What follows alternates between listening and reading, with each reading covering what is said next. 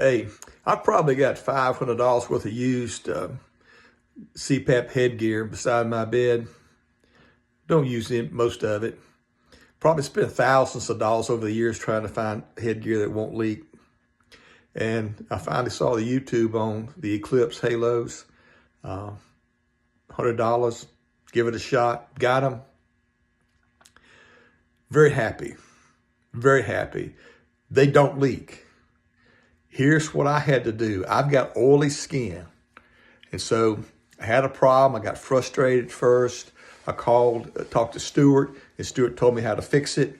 And so I take a hot compress and put over my nose before I go to bed, about a minute. Then I take alcohol, isopropyl alcohol, and wipe around it, get it cleaned up good. My pores are opened up. Then I put the halos on. No leak, no leak whatsoever. I'm tickled pink. Those of you that use the CPAPs, you understand how frustrating leaks are.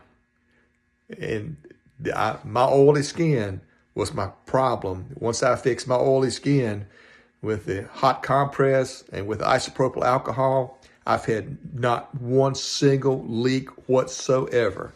I am very happy and very satisfied.